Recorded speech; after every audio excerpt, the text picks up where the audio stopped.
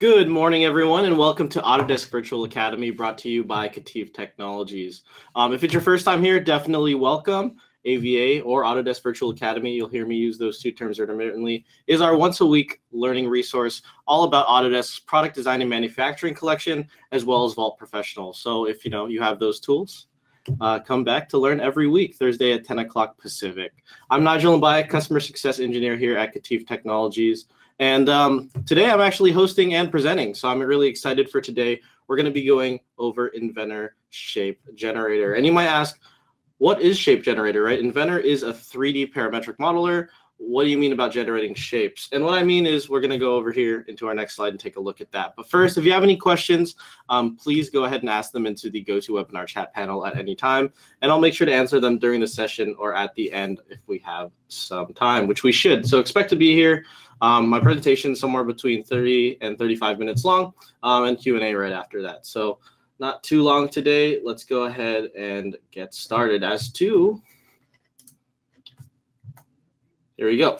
What is Shape Generator, right? So at its very core, Shape Generator generates shapes. But what kind of shapes, you ask, and why do I use it to make shapes? Well, it's a new approach, right? If you think of it, it's an approach to design lightweight and structurally efficient parts. So a lot of time when you do design things, you might over-design them, or maybe you'll go through a lot of simulation phases to make sure that you're using the right amount of material in the right places.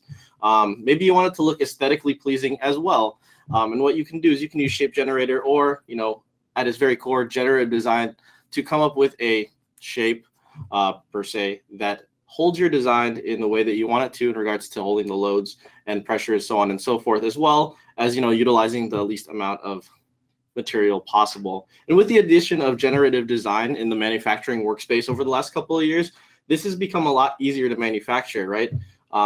If you see maybe something like this bracket here on the right,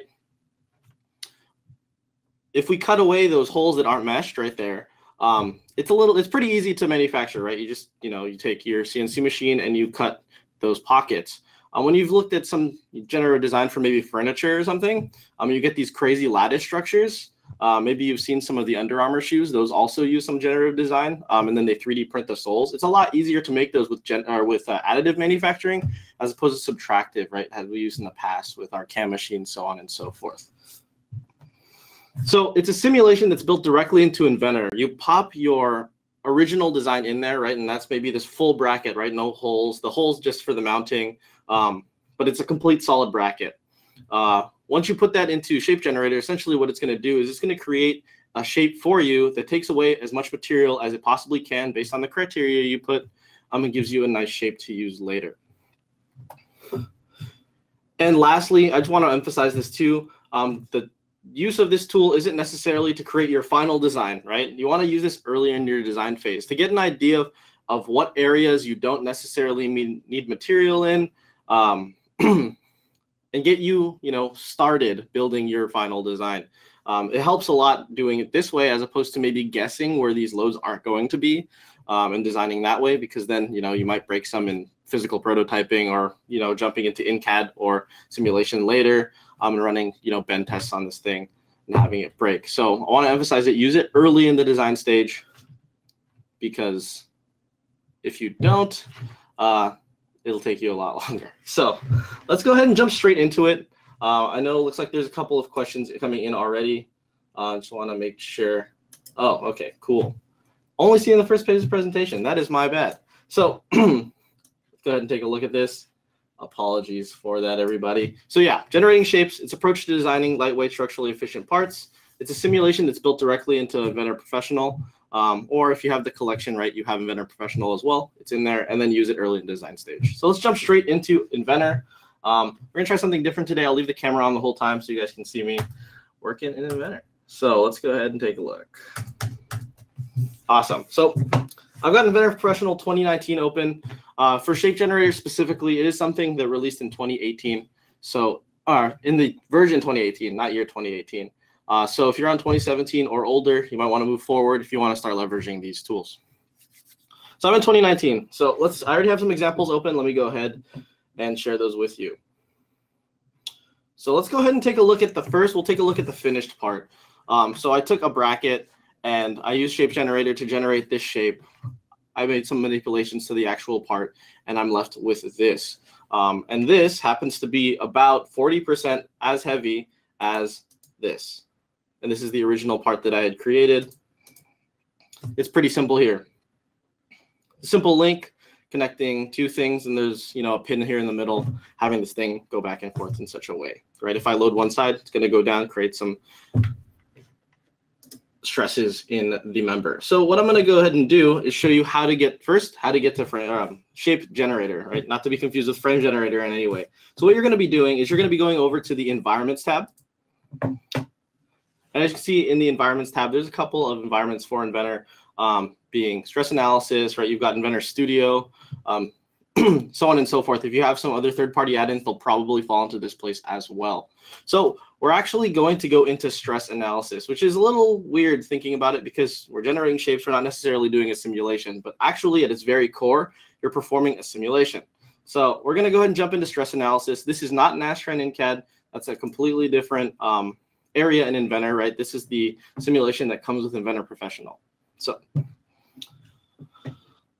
like everything else in Inventor and pretty much all of the Autodesk products, you work from left to right on the, I guess if you're looking on your screen, it's this way to that way. So left to right. And so we're going to start in the ribbon on the far left. We're going to create a brand new study.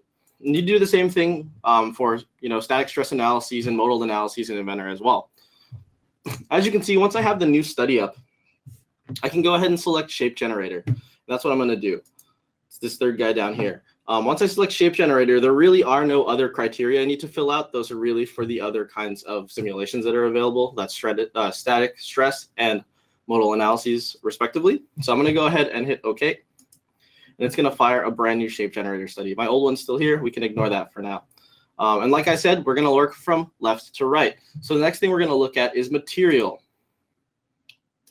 And the material, like all of the other simulations in Inventor, whether it's Nastran or regular Inventor Professional simulation environment, it grabs the material that you've assigned in the modeling space itself. So in this case, I assigned steel to this. It's going to carry that information over.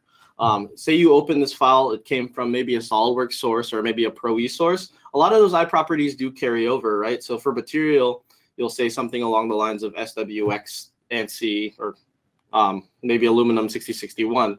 It's going to carry over the information it got from SolidWorks, perhaps, depending on what version you're coming from, obviously. So just note it's going to carry over those iProperties.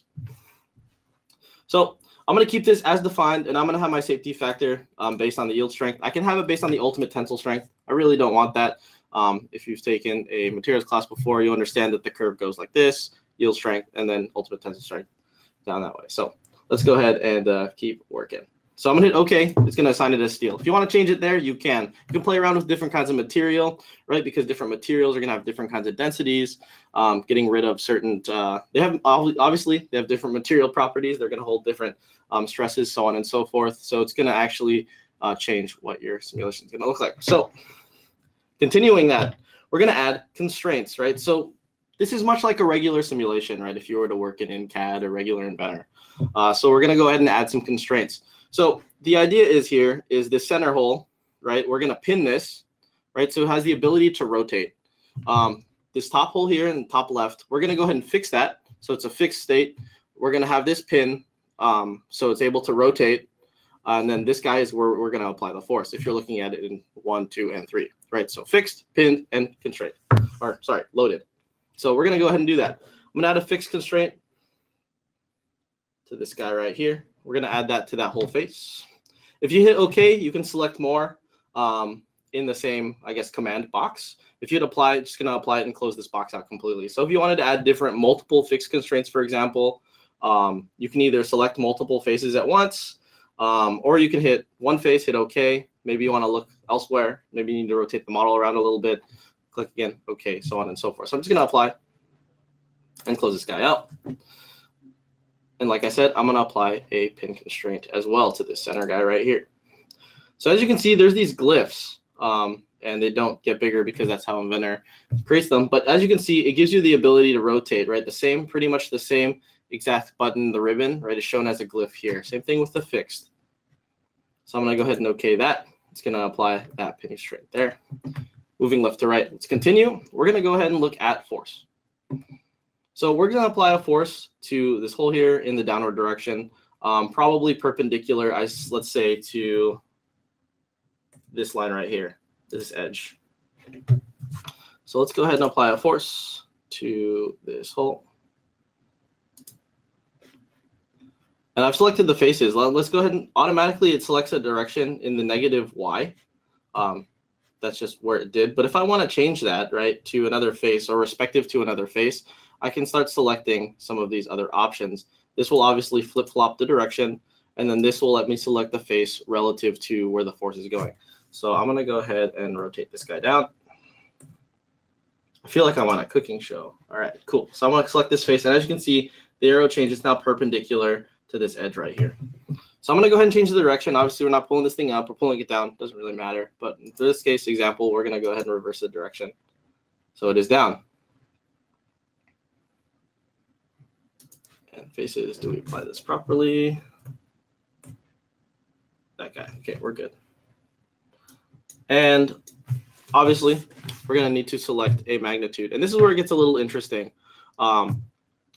The only criteria to create the shape is not actually the amount of force you're applying. It's actually the amount of material you want to take away, whether that's mass or whether that's volume, or you have a target volume, for example, or target mass at the end. That's the only thing that really matters. So you just want to make sure that the force is in the right direction. If you're not sure about the magnitude of the actual force going on here, you don't need to really worry about it. You just need to make sure it's in the right direction and has a magnitude that's positive or negative. So you want to just make sure this vector is correct, not necessarily the size of the vector. So I'm just going to go ahead and let's make this 500 newtons, just because.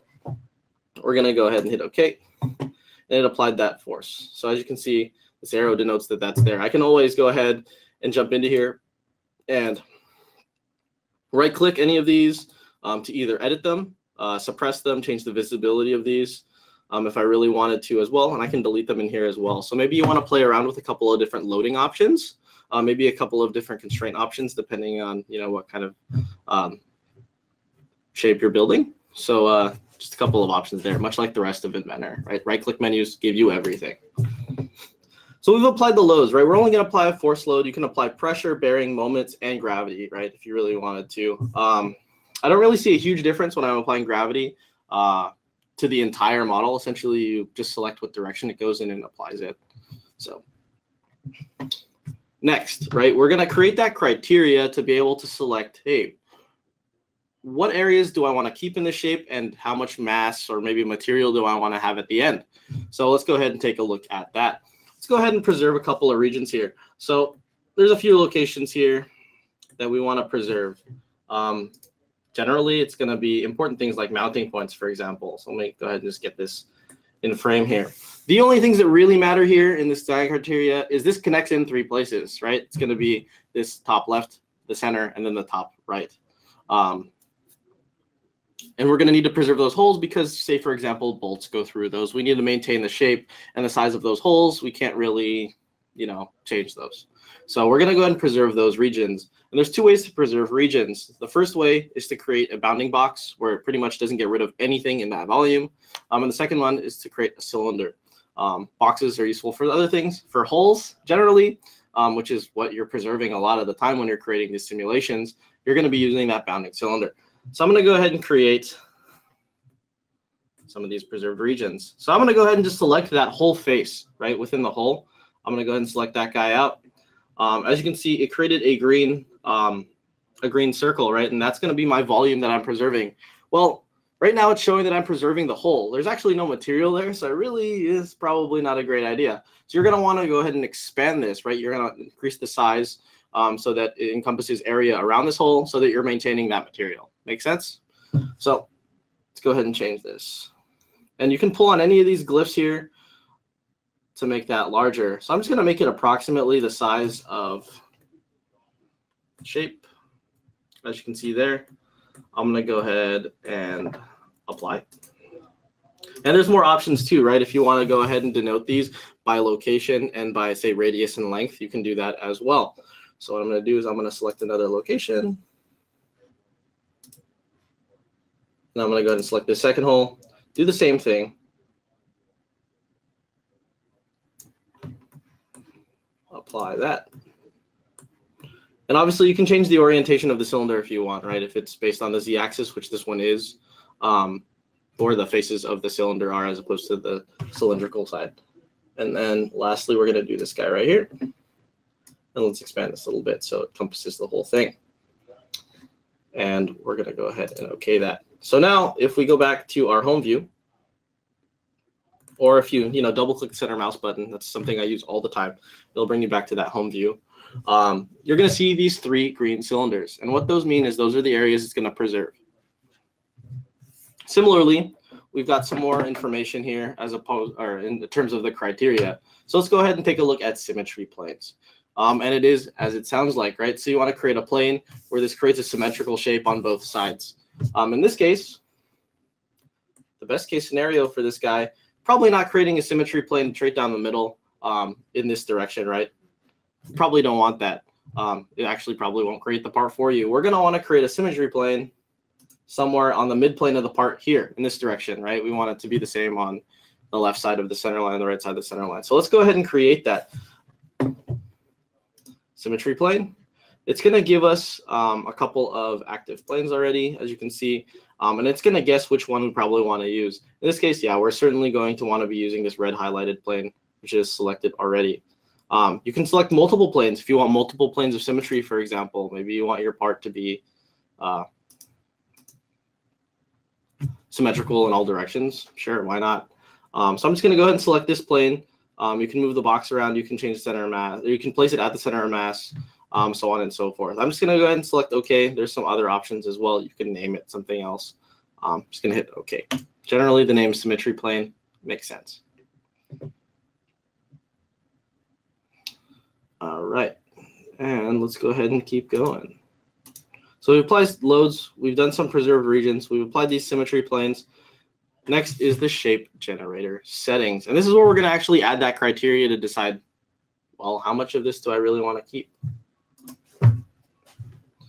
This is probably the most important box in this whole tutorial here, AVA. So let's go ahead and take a look at what's going on here. So in regards to the objective, it's pretty much stuck at maximum stiffness for this particular simulation. It gives us the original mass, which is 171 pounds mass. And that's going to be that information from the part file itself, right? If I applied a generic material to it, for example, it's going to attempt to assign one right in that second assign button on the ribbon. And so we're using steel in this case. It's going to be 171 pounds mass. There's 2 options for mass targets. The first one being a reduce percentage. So do I want to reduce my weight by 30%, 40%, 50%? Maybe I want to get to a certain mass. Maybe there's a particular criteria where my entire assembly can only be so heavy, or this part can only be so heavy for shipping purposes, right? I know the difference between 50 and 51 pounds in shipping could be huge, right? You could shoot a completely different, per se, bracket in terms of shipping weight. So maybe you want to go ahead and lower this mass to be able to get under that particular threshold. In this case, I'm going to reduce the original mass. So just keep an eye out. I generally don't start with anything more than 50%. So we're going to go ahead and start at 50% for this guy. And then you've got some minimum member sizes as well. We're going to go ahead and select that off for now. And then mesh resolution. This is really important. It's the same for all other simulations too. The coarser your mesh, right, the less elements there are going to be, the less nodes there are going to be, and the easier it is for your computer to calculate all of this. It'll probably, depending on how coarse or how fine it is, it's probably going to be less refined in terms of your actual results. And so generally what I like to do is I like to stick around the middle, around value of 3 for regards to the mesh, run a simulation. And if I'm getting something that is expected, right, if I'm taking material out in ways that make sense based on where I'm loading it, then I start going into finer and finer mesh until I get it refined enough where I get my finished shape. So I'm going to go ahead and do this for the case, or for the sake of this simulation. And I'm going to go ahead and hit OK. We're not ready to generate the shape yet. There is the mesh view, and this is really important if you want to see, right, kind of what all of this looks like when it's meshed out. So I'm going to go ahead and hit mesh view. It's going to compute this mesh, and as you can see, there's a couple of elements through here. It's not super refined, as you can see the mesh. The nodes and the elements, or sorry, the elements aren't that big, and there aren't that many nodes. So we've got about 1,200 elements in this guy. For the sake of time in this presentation, we're just going to run it like this. Obviously, you're going to want to keep refining this and getting them smaller and smaller. All right. There's some more options for mesh settings as well. This is pretty much the same as the mesh settings in regular Inventor simulation, Nastran and InCAD. You're going to want to be using the same methodology when you're looking at meshes. The smaller it is, the longer it's going to take. So average element size, it's going to be 0.03, and that's as a fraction of the bounding box length, which is this guy right here. Minimum element size, grading factor, and maximum turn angle for the elements as well. And I think right here we're using TETs for everything. Yeah. So let's go ahead and exit out of that. And the next thing to do is generate the shape. So let's go ahead and click that. It's going to generate a shape for us. And you can see if I hover over anything in the ribbon, it's going to show me what the button does, which is cool. Oh, my computer unplugged. Let me go plug that in real quick before we die. All right, cool. Didn't notice that coming out. It's a good thing I caught that. All right, cool. Let's go ahead and generate this shape. So it's going to say model shape generator example 2. That's my part name, my IPT. And do one study and one configuration. And I'm going to run this guy. So it's going to start computing the results. It's going to take some time to do so. This one, it shouldn't be too lengthy. I've made the mesh 3 in terms of fineness. But while this is running, I'm going to go ahead and answer a couple of questions. See, it was pretty quick. Let's go ahead and answer a couple of questions. Is there a way to make the force in the center of the hole rather than the edge? So yeah, certainly. So I added the force not to the edge, but to the entire face. If you want to apply the force to a particular edge at the center of the circle, go ahead and do a split face. If you do a split face and you add an edge there, like a hard edge here at this point in the circle, you can apply the force to the edge. So for this example, I didn't do a split face. If you want to do that, feel free to do so. So as you can see, we get our final shape here. We're working our symmetry plane as well. And as you can see, we've got our final shape, right? So it's going to take a bunch of material away from here, a bunch of material away from here based on where I've loaded this. And the more and more you refine this, right, as you change the shape generator settings to be more coarse or to reduce original material by so-and-so, you're going to get more refined results. And as you keep going closer to refine, right, I got down to like 0.5. It took a couple of minutes to run it. You start getting different shapes. For example, you're going to get, let's just go ahead and take visibility on this and change this to wireframe. You're going to start to get mesh like this. Sorry, it's yellow. But as you start refining it, you're going to get something like this for this particular example, right? So the more and more you bring this mesh size down, the more and more information you're going to be able to get in terms of how to get rid of it. So how do I go ahead and start changing? How do I get this information to my model itself? Well, that's easy. Let's go ahead and jump back into our simulation that we're working on. We're going to go ahead and promote that particular shape. And so what that does is it's going to promote the conceptual shape into a part file. Let's go ahead and do that. I can promote it to a current part file, which is this one that's open right now, or I can do it to an STL file, right? So I have my full base part file here. I'm going to go ahead and promote the shape to that. Hit OK. And as you can see, it promotes my shape to the original part file that I started with. Essentially, it's created as this shape here in the browser. They tell you a couple of recommended steps. In 2019, they changed it so that it automatically puts the part into wireframe. And that's really important because you want to be able to see this mesh. In this case, yeah, we can totally see the mesh is created in wireframe. And let's go ahead and work with it so we can go ahead and get rid of a lot of that material from our base part. It doesn't create the part for us. It gives us a mesh as a reference to start deleting information from our part. So let's go ahead and modify our guy. I know this isn't super refined, but let's go ahead and use it anyways. All right, so what we're going to do, we're going to go ahead and start sketching. We're going to go ahead and sketch on this region right here, on this face. And let's go ahead and project some geometry. I think this is the easiest way to do it. This is how I do it. So I'm going to go ahead and just select the entire outer edge of this guy.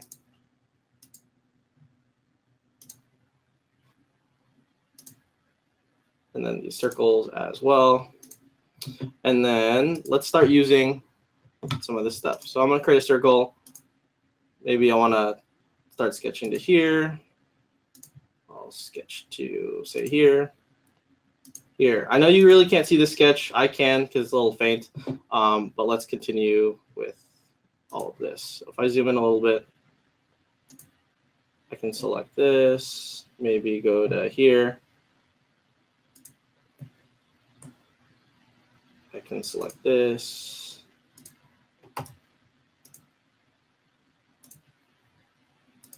And you just want to pretty much trace around this guy. And that's what I'm doing. So let me go ahead and finish that guy. Hopefully I got all of the regions that I wanted to get rid of. Let me go ahead and change the visibility of this. Looks like I didn't close this off, did I? Oh, it looks like it's closed. All right, cool. So you can see I've got a general sketch here of how I built this. What do you do now, right? We have this thing in wireframe. Let's go ahead and change it right now. The view tab to, let's just do shaded with edges. You can kind of see what we've got going on here. And let's start extruding this. So I use the E button to extrude. It looks like this is not closed. So let me go ahead and fix that. So I can get rid of this region for sure, but we'll go ahead and edit this sketch so we can get rid of that. And we're going to do a both directions, and we're going to do a through all. It's going to be an extrude cut.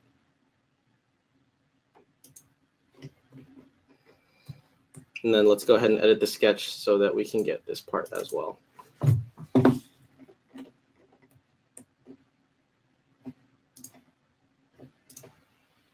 And then there's a question in here: can you project the geometry from the wireframe itself? Certainly, you can project the you can project the geometry from the wireframe, but you cannot project geometry from the mesh. So that's what I was doing this whole time, projecting geometry from the wireframe of the original part file configuration. And so that's how that was working. Let me just go ahead and just create a line from here to here. Sure, that should work. All right. Let's go ahead and edit this extrusion. If you also wanted to, another tip for people who are working in Inventor, just a quick modeling tip. If you wanted to use that sketch again for something, go ahead and right-click Share Sketch, and that will be able to use the sketch multiple times for different operations. So we'll just do that. Still not closed. Okay. What do we got going on here?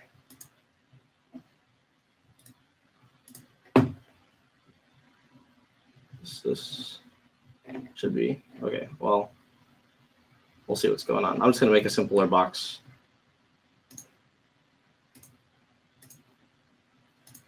For the sake of this presentation, we're just going to use this. Extrude. Whoops. Went too quickly. That feature. Extrude cut, both directions and through all. General modeling. We'll just refine the shape like this for now. Essentially, you get the idea of what's going to be happening, how this is going to work. If you refine it more and more, you start getting shapes similar to this right here. And what I'll do is, for the rest of this example, I'm just going to show everything off of this because this is already completed. Shaded with edges, and let me go ahead and turn this guy off. Visibility on this. Okay, cool. So this is the same model after I went to, I think, 0.5 in regards to the mesh fineness. I created this model based on that, and then I added a bunch of fillets to it just so it looks a little bit better. But let's go ahead and take a look. If you remember, there is one key number at the beginning of this, 171 pounds mass. What do we have now? Right-click, Eye Properties. Physical properties, and let's go ahead and update. Well, we've already done. We're at 77-pound mass, right? So we've cut that in factor of more than half, probably like 55% or so. Keep note, though, that just because I put 500 newtons as the criteria for the actual simulation, it does not mean this thing's going to hold 500 newtons of force. Very well can, probably, maybe, we'll see. But you're going to want to validate that using a real static stress simulation. All it does in the shape generator is take the direction of the force and where you're applying it, not necessarily if it will break in that direction. So you could have had 1 Newton or you could have had 9 million Newtons. It'll give you the exact same thing. So make sure that you validate all of your designs after you use shape generator. That's why I emphasize use this early in the process. So let's continue. We've got this shape. I can go ahead and the next step will probably go ahead and take this into a simulation. I'm not going to do that right now, but if you do take it into a simulation, you can use a lot of the same setup you did before, right, with those constraints. I'm going to go ahead and pin it here, constrain it here, and apply the load here. And for those people who asked if I could apply the load to a particular point in this circle, you totally can. Go ahead and split this face. You're going to create an edge down here where I'm highlighting. I can sketch on that if I wanted to, but right here, create that edge, and then apply the load to the edge. Do not apply the load to the face. And then you get that, that load at that particular location. So emphasize again, one more time. Make sure you retest this part after you're done for actual real-life performance, not shape generating performance. So let's take a look at the two parts side by side. I'm going to go ahead and, this is another example that I could have gone through, but we're going to go ahead and show these side by side. And as you can see,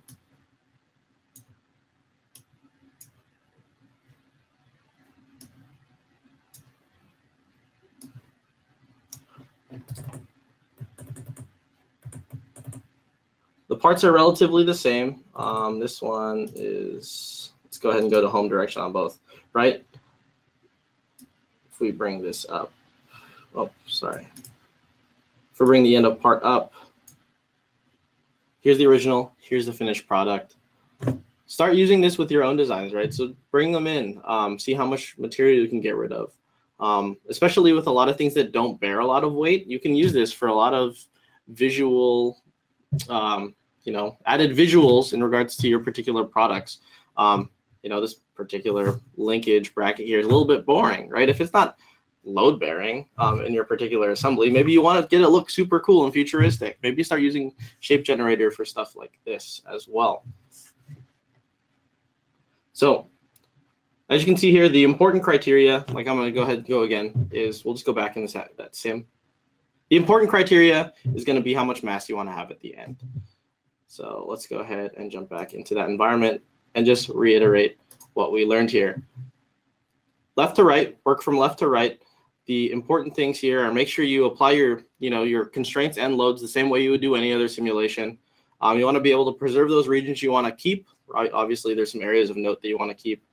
As you can see here in this particular example, right, they want to keep the face where they're applying the load to, which is that guy at the top there, and then the two mounting holes at the bottom. Makes total sense.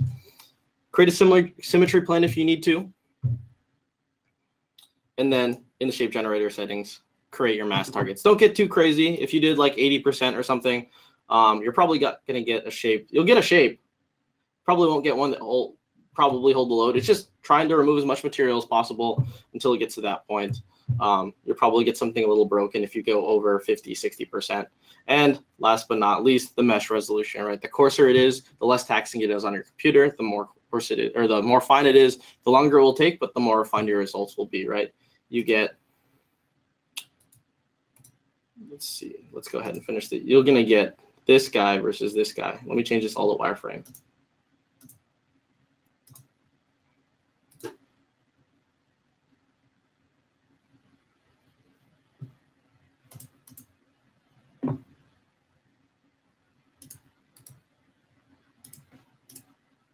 And this guy will do this too. And wireframe. So you get this versus this, right? When you start refining your mesh, and it gets, it starts being a little more trust-like, right? The more and more you go. So make sure you get to a point where you start getting stuff that looks like what you need. So with that, that's pretty much how it goes through, how you go through and start using some of the shape generator tools. Let's go ahead and recap in the PowerPoint. So we got our finished products here on the left. Let's go ahead and recap. Use it early in the design process to get a solid base for your model. You're not going to use this as the completely finished model. You just want to get an idea of what areas you probably don't need material in. But definitely retest all of this to make sure it works. Mesh, don't start small because you're going to waste a ton of time going through a couple of initial iterations. Maybe you didn't load it correctly, or maybe you didn't constrain it correctly. Starting out with a coarse mesh helps a lot in the process. To understand, hey, I'm getting the results that I think I probably should be getting based on the loading. I'm in the right direction. Let me go ahead and start refining this from there. So don't skip steps, start small. It's pretty bad. I had a simulation running on my computer for 30 minutes that just blew up because I decided I wanted to start at 0.8 instead of 3. So don't do that. Use the mass reduction tool in regards to percentage to go ahead and control that shape, or a mass target, right? If you wanted to get to 50 pounds per se, 49 pounds. Last but not least, use the Inventor simulation or Nastran in CAD, which is included in the collection for those of you who do have collections, to go ahead and validate the shape generator design after you're done creating the model. If you also have Fusion 360, go ahead and try some of this generative design process in Fusion 360 as well. They use a similar, a little bit different engine. If you want to try both, feel free to do so. It's definitely available to those of you who do have suites and collections. All right. I think that's just about it for questions. Again, I'd like to thank everybody for joining us today for Autodesk Virtual Academy. Hope to see you again next week, going over some of the 5-axis CAM in Autodesk Inventor HSM. And I think that's just about it. We'll see you all later. And if you have any questions, feel free to shoot me an email. You have all my email. You have my email address from all of the emails that I send you for these announcements. Feel free to reach out to me. I'm more than happy to answer any questions, hop on any quick phone calls, whether it's about Shape Generator or anything else, right? If you do have any questions, I'll go ahead and take care of it or find someone who knows the answer for you. So again, I'd like to thank you all for being here today. Thanks everybody who's been a part of the AVA team on the back end. You guys make this job a lot easier for me, and we'll talk to you all soon. Thanks. Have a great day.